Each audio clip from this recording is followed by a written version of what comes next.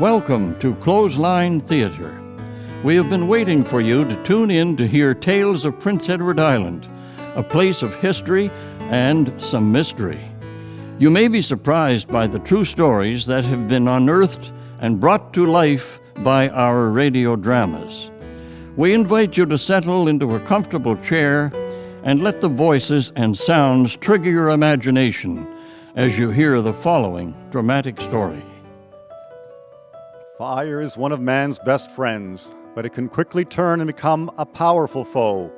Summerside, Prince Edward Island, has experienced numerous fires throughout its history, but perhaps the one that took its volunteer fire department by the greatest surprise happened on February 2nd, 1955. In that year, the small town housed the majority of its municipal business under one roof. The town hall, located in the downtown historic district, was an elegant two-story brick building built in 1914 with a bell tower on top for the fire bell. The main floor housed the civic office and the police and magistrates court. The court, when not in session, was occupied by the Summerside division of the Red Cross, where women took turns on the 5 sewing machines to make sick room items to lend out to the public. The second floor was home to the council chambers, mayor's office, office of the Water and Sewerage Commission, and the fireman's room. The fire hall was connected to the town hall on the east side. The building was a beehive of activity around the clock. The eve of February 1st and early morning of the 2nd, 1955, were no different. Negative K, nothing further, just see the cabbie on the corner. Fred McLeod, what are you doing out in this cold night? Evening, Constable Barry, Constable Skierman. I took the dog out for a walk and decided to stop by and see if everything was running smoothly. It's a cold night for a man or beast to be out strolling the streets. The last time I looked, the temperature was 10 below Fahrenheit, and that damp wind makes it seem even colder. I don't expect we'll be getting many calls for police services tonight. Well, fire could be another matter. I always worry when the nights are so cold. People stoke up their stoves pretty good, and there's always that risk of a flue fire. You're having a hard time letting go of the fire department, aren't you, Fred? You'll be the same, Constable Barry, when they ask for that badge pinned to your chest. Well, I know it's the right thing to have mandatory retirement for firemen at 60, but I served a lot of years as deputy chief of the Summerside Fire Department, and I just can't turn it off like a switch. Yes, a man needs a reason to get up in the morning. Constable Barry here will likely die at his desk. Well, if it'll put you at ease, Fred, you and the dog can spend the night in the fireman's room. It should be quiet up there on the second floor. I think I will. It was always the place that I got the best night's sleep. I might even help myself to a drink. Thanks, Constable Barry. I'll see you two in the morning. The bitter cold night passed slowly and uneventfully in the town. As the hands of the clock ticked towards the coming dawn, Constable Barry moved about the building to keep himself alert. It was 10 minutes before the hour of 5 that he noticed smoke emerging from a locker on the main floor. Instinct and training kicked in, and he activated the fire alarm in the police station. Yet a part of his mind wondered, could his very own building really be on fire? Where's the fire? Herb, I'm glad you're here. Thank God, there comes Enzer. Feel the wall. It's extremely hot. Jeepers, the heat! The chimney backs onto this wall. The fire likely started in the basement around the furnace. By the feel of the wall, I'd say it's already made its way to the main floor. It's got a good start on us. Great introduction to your new job as Deputy Fire Chief, Enzer Bonus.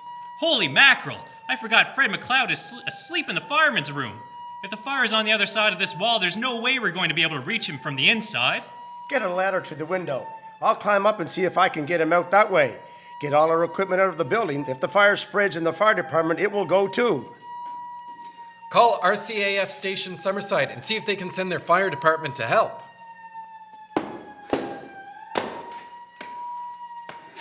I see Fred on the couch. He's not moving. I'm going in. I got him. He's breathing. Do you see the dog? No sign of him anywhere. Hell's bells, the building is filled with smoke. We need to vacate the police office. Carry what you can.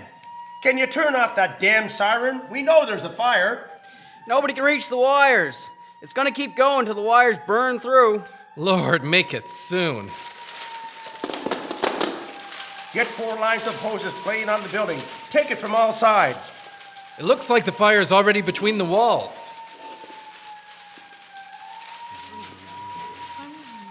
People, you need to move back and not get in the way of the equipment or the firemen. Come on now, move back behind the police line. Look!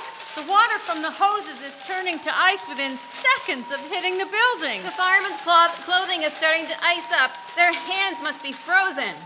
They're making hot coffee for them over at the Arnett building. Here's the Air Force truck now. Good heavens, those firemen have driven the 4 miles standing on the side of the truck in that wind and cold. Can they even move? Look, they're scrambling down and pulling out the hoses. You have to be robust to be a fireman. You sure do. Finally, now it will be easier to think. Look, the fire's breaking through the roof. My heart is breaking. The bell tower and the fire bell crashed into the center of the burning building. All that could be done now was try to control the fire and save the adjoining fire hall. The firemen fought on in the extreme cold and poured gallons of water on the fire to the point that it began to run in streams down the incline of Summer Street and form in pools of such depth on Water Street that pedestrians had difficulty crossing. Imagine what it was like when it turned to ice. Is that Fred McLeod at the entrance of Town Hall? He's trying to go in. They're turning him back. Has anyone seen my dog? Please, has anyone seen my dog? He was in the town hall. When the fire was nothing more than a smoldering mass 6 hours later, the town hall remained standing as a burned-out structure covered in white ice, which glistened beautifully in the reflective light of the sun. Many records of the town were lost, though the valuable papers and books locked in the safe were saved. Also lost were the contents of the civic office, police office, magistrate's court, as well as the contents of the council chambers, mayor's office, fireman's room, and the office of the Water and Sewerage Commission, and the 5 sewing machines and material of the Red Cross. The fire department lost photos, mementos, and trophies they had won in competitions, but their hall remained standing. The estimated loss was over $75,000. There was $35,000 in insurance on the building and $6,000 on the contents. Summerside Government in Flames, presented by Wyatt Heritage Properties Incorporated. Narrator, Stuart Smith. Constable Barry, Brent Slater. Fred McLeod, Albert Goody. Constable Skierman, Jordan Stetson. Herb Skierman, Greg Weeks. Answer Bonus, Roger Ahern. Woman 1, Catherine Dixon. Woman 2, Karen Slater. Woman 3, Elizabeth Randolph. Introduction, Lowell Eustis. Musician, Christine Anderson Gallant. Foley's, Alexandra Gallant, Nathan Wiley, Krista Bryson. Recording artist, Peter Gallant. Scripts written by Marlene Campbell.